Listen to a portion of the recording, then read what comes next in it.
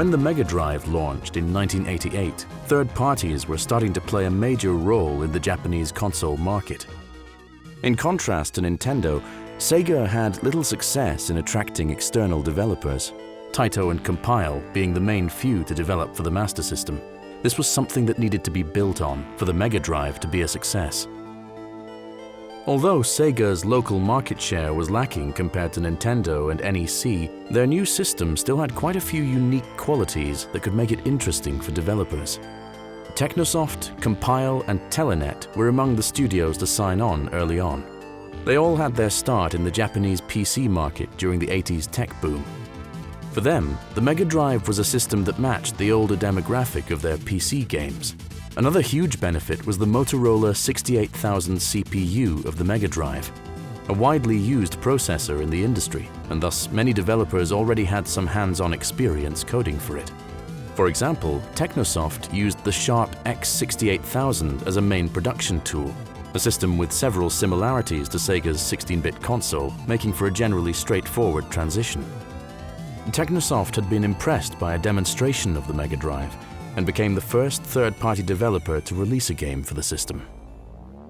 Technosoft was a standout studio in these first couple of years for the console, not only showcasing what the system was capable of, but also putting out a unique game like Herzog Zwei on the market, a blend of real-time strategy and shooter action. An appealing proposition for smaller studios was the fact that the Mega Drive market was much less crowded compared to Nintendo in these early days.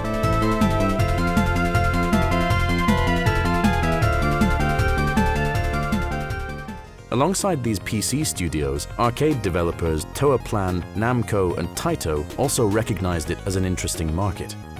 They ported several of their popular games these early years. And while Capcom wouldn't become a publisher yet, they licensed some of their arcade hits to Sega. Backed by Sega's own output, this made for a strong library for arcade enthusiasts. While these were quality titles, they were generally ports and mostly added to the already well-represented collection of shoot-'em-ups. What Sega needed were studios with the desire to dedicate themselves to the Mega Drive, broadening the library with compelling and exclusive titles.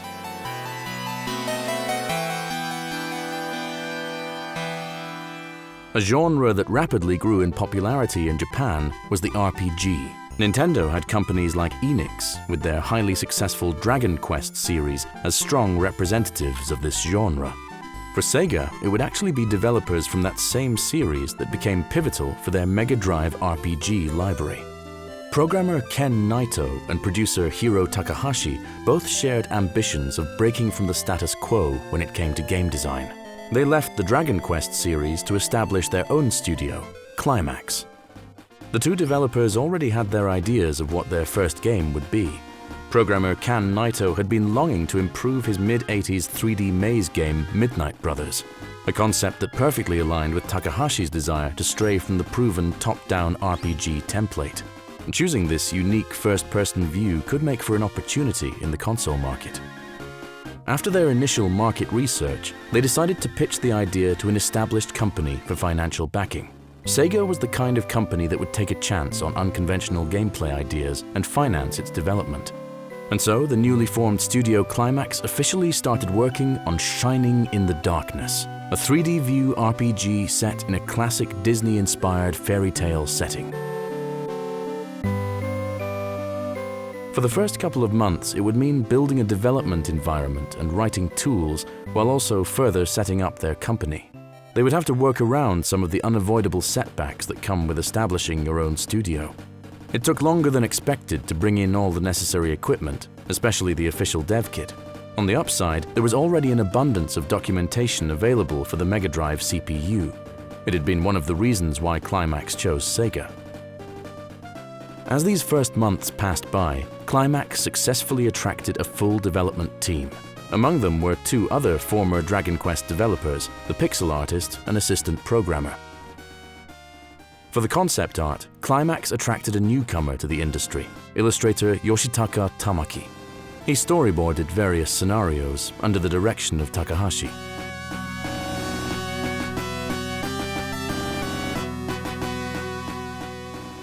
Budgeting a game had been a new experience for the Climax founders.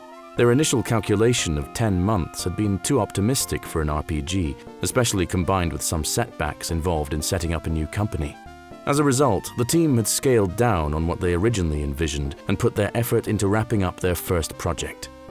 Shining in the Darkness entered the market at the start of 1991, still providing a lengthy experience for gamers. Climax's debut game would attract a large audience, even doing remarkably well in the West. The accessible user interface and consistent first-person view made it a standout title.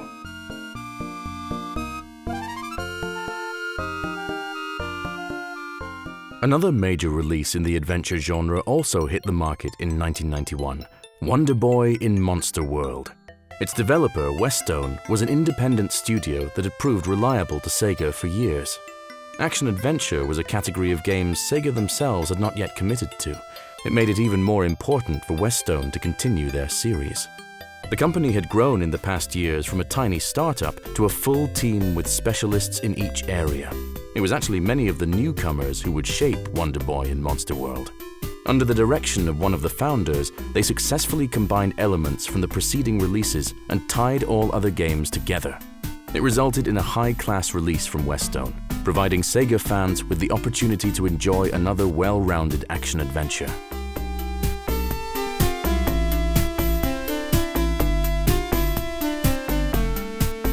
Climax and Westone were strong partners for Sega in 1991, a time when their console started gaining traction in the West and so attracted developers outside of Japan. EA jumped in when Sega still desperately needed to extend and broaden the console's game catalog. This helped give EA the leverage for an exclusive deal with Sega, allowing them to manufacture their own cartridges and raise their profits. It was a deal that proved favorable for them both. A steady stream of Amiga games were ported over to add a different flavor to the Mega-Drive library. Sega of America themselves also began to ramp up their own productions, often led by an in-house producer who teamed up with contracted studios to develop their game plans. On the other side of things, Sega was also pitched game plans by external studios. The two independent developers, Mark Vorsanger and Greg Johnson, had been working on their game concept for ToeJam and Earl, a game that starred two funky aliens in their mission to find the pieces of their crashed spaceship, pursued by all kinds of crazy Earthlings. Along with its distinct theming, a true standout feature was the computer-generated level maps, making each playthrough unique. It was a concept that appealed to Sega of America, and thus they backed its development. Johnson and Vorsanger were the perfect example of a creative mind and a more focused, practical mind coming together. With just two developers doing the bulk of the work came unmatched creative freedom, but it also meant being limited in resources. Mark had to work on a low-spec development PC and deal with the slow basic compiler from Sega's own dev kit. Despite all of this, he was still able to implement a two-player split-screen mode, something Sega of America thought impossible as it was not a native feature of the console. When it came to graphic tools, they used Deluxe Paint, like many Western developers. ToeJam and Earl hit the market in the fall of 1991, and the two aliens became beloved characters among Sega fans. The unique, light-hearted game was a poster project of some of the creative concepts that spawned on the Mega-Drive. ToeJam and Earl, Shining in the Darkness, and the new WonderBoy were all welcome new titles for Sega in 1991. It was a crucial year for marking Sega's strong ambitions in the console market. A year that also welcomed their new company mascot and system seller, Sonic the Hedgehog. Backed by a strong collection of new and exclusive games, this would establish a new chapter for the console. The days of infrequent releases and a narrow library were well behind. A range of companies were now all contributing to a steady stream of new releases throughout the year, from adventures and RPGs to refreshing new game concepts.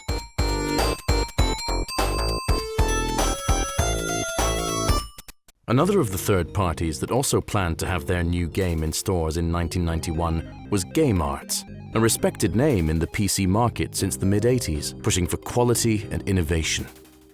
Game Arts decided to develop for the Mega Drive in 1990, when a market had been established and still showed steady growth.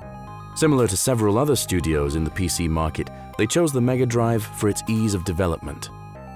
Game Arts set out to enrich the console with their innovative game concepts. Their new game, Alisia Dragoon, was born out of brainstorming sessions with animation studio Gainax. discussing how to reinterpret established game mechanics of shoot-'em-ups.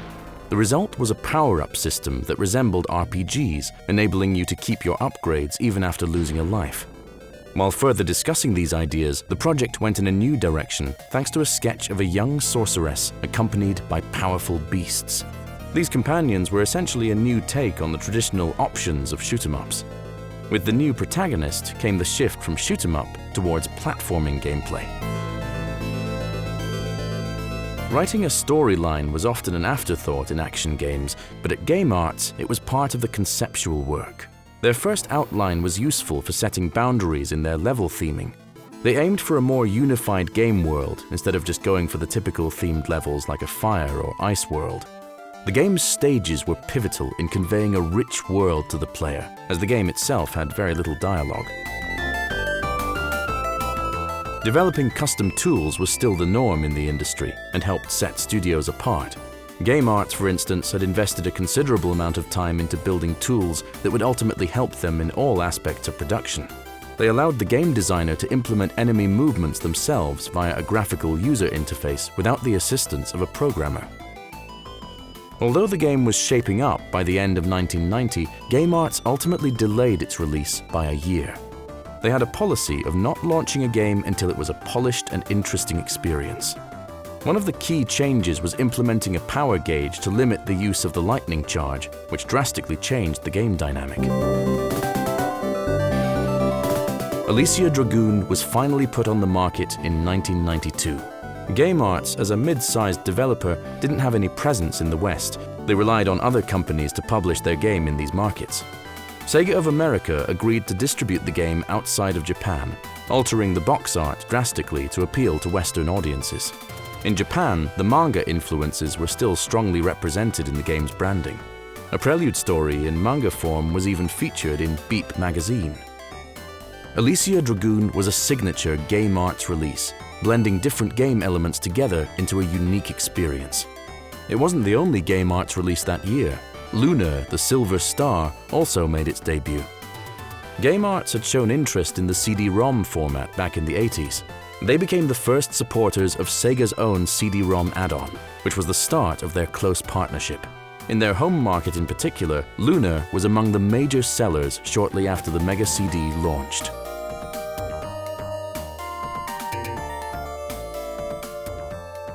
And so the Mega-Drive RPG library was steadily growing. Climax, developer of Shining in the Darkness, also began ramping up their output to become a strong RPG force for Sega. Climax co-founder Takahashi started to realize that future game projects were becoming ever more complex. Together with Sega, he set up a new company alongside Climax that would concentrate on planning and game design for Sega's consoles.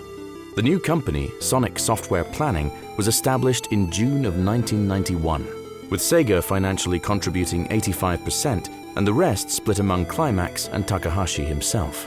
By this point, Sonic Software Planning already had their first game in the pipeline, the tactical RPG Shining Force, a new entry in the Shining series, but widely different from its predecessor. Sonic would handle aspects like story and game design, while Climax was responsible for the production. The game plan for Shining Force was ambitious and therefore well suited to a free-thinking team. The animated battle sequences in particular would be very memory-consuming. Their initial calculations would require no less than 40 megabit, far beyond the typical cartridge capacity. But this wouldn't stop them from pursuing this style, finding creative ways to compress their data in every possible way. One key figure of the Climax team was only marginally involved in Shining Force, co-founder Kan Naito. He was hard at work following through on his own concept, an action-adventure with a diorama-type world inspired by his fascination with model trains in his youth. He set himself the lofty goal of implementing an isometric view. After many months of trial and error, he came up with a system that relied on diamond-shaped objects. These were, from the coding point of view, the smallest building block. They could be stacked on top of each other to create a full 3D environment. His level editing tool allowed the planners and designers to work within this diamond dimension system. A title like Landstalker, with its year of R&D, was a project likely to be rejected by bigger developers. It was therefore essential that these smaller studios existed and were able to follow through on their unique game plans. One of the reasons they went with Sega was the agreed-upon terms that they would be fully credited for their work and could speak freely about their project in the gaming press. This was very different to the arrangements of the 80s, when these types of partnerships were often shrouded in secrecy. Having a positive connection with the press was a great asset, as these projects generally lacked the budget for elaborate marketing campaigns.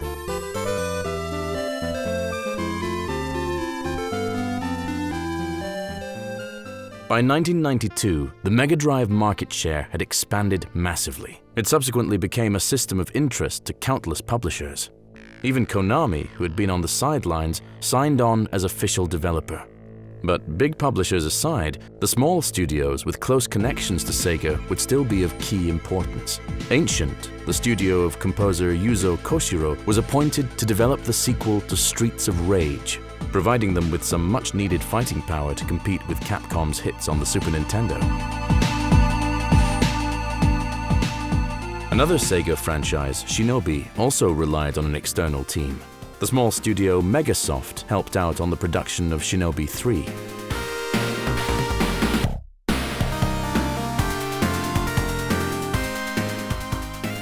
"1992 was the year in which Technosoft reached their absolute peak, with Thunder Force 4, a true masterpiece among shoot-'em-ups.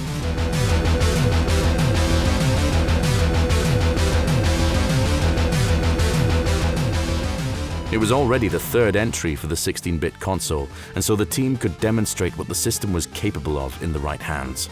They could combine their artistry, years of knowledge of the system, and advanced tools to push the boundaries. The artists, for instance, demonstrated a very sophisticated level of shading in their pixel art. Strong highlights and matching shadows were used to give machinery a true 3D feel. Additionally, for all metal surfaces, they leaned into using browns and blues for a more natural look, simulating that objects reflected their surroundings. Initially, the project had been assigned a 4 megabit cartridge, like most shooters on the market. But once the available storage capacity was doubled, the project team was able to implement some giant bosses and set pieces. Thunder Force 4 was a complete package of stellar game design, artwork, and music. Like Game Arts, Technosoft had its signature style that made it a great asset for Sega.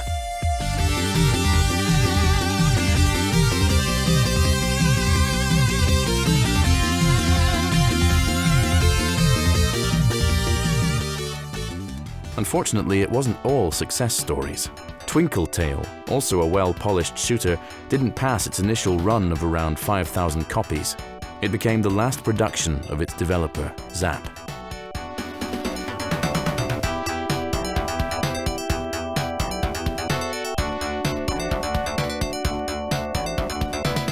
When 1993 arrived, the 16-bit generation was in full swing.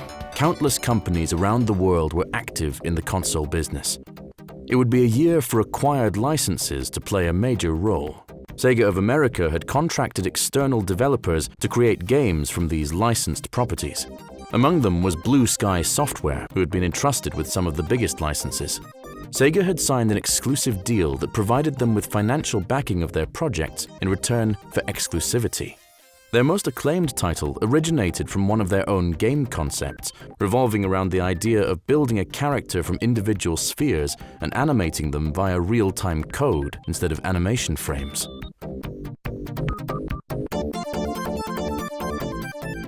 One of the biggest changes happening in the market in 1993 was the rising leverage of bigger publishers. Sega and Nintendo, both now having a considerable market share, made it favorable for developers to launch their game on multiple platforms. The majority of big, third-party titles were now available on both Sega and Nintendo consoles, which meant small studios could still fill the important role of providing a system with exclusive games.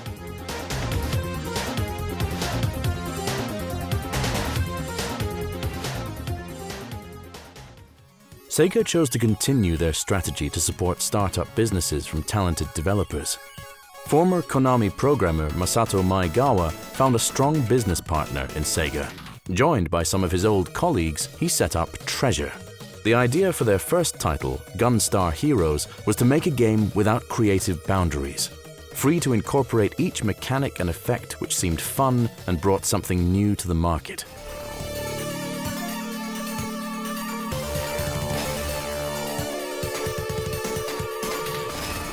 Developers like Treasure started to come up with creative solutions to implement unconventional effects. These weren't necessarily relying on complex algorithms, but rather creative use of basic features. For instance, the opening level boss successfully gave the illusion of being made with real-time 3D. In reality, it relies on a pre-made animation of a rotating cube. Frames of this animation are linked up to specific movements of the boss to create a 3D effect. The Mega Drive hardware didn't have some of the graphical features of the Super Nintendo. However, this encouraged the developers to think outside the box and create unique effects. One area that the console was more than capable in was handling large numbers of calculations.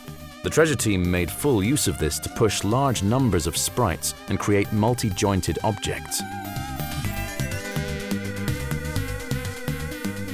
Finding a publisher was pivotal for many of these smaller studios, leveraging the financial backing and using the full retail network of these publishers. In turn, they could focus their attention on pure game development.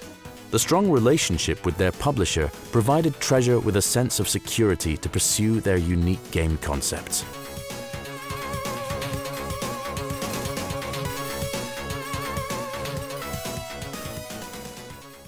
Another Tokyo-based studio, Gao Entertainment, was similarly founded by developers who left their former company. They were conveniently located a couple of blocks away from 3 other Mega Drive developers and could easily share ideas. The small team at Gao Entertainment took full advantage of their now earned creative freedom. Their debut game, Ranger X, would be shaped throughout its development instead of being boxed in by a full game proposal beforehand. They could test and implement many of the ideas they'd had to discard before. It also allowed them to experiment with certain features of the hardware, like the shadow and highlight mode, an underutilized feature of the console that could simulate transparency. When this mode is active, one specific entry of a color palette acts as a trigger for the system to draw parts of the underlying layers in a darker shade. The strong implementation of this mode was just one of the several standout effects. Ranger X was a game with its own distinct mechanics, born from the desire of its developer to really focus on something new and unique instead of following trends in the market. Their next game was an almost 180-degree departure, the cute action-adventure Crusader of Senti. For the pixel artist, it was a true challenge to switch from the mechanical Ranger X to this bold graphical art style. Crusader of Senti starts off like many other adventures, but quickly moves in its own direction. It was no coincidence that they chose to develop an adventure game. There was an initiative from Sega to boost the library of RPG and adventure games among its close partners, the Mega Roleplay project.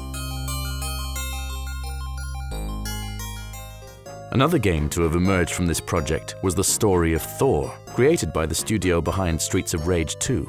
They would also add their unique spin on the genre with their beat-em-up gameplay. The Mega Roleplay project successfully filled a gap in the Mega Drive catalog in these years.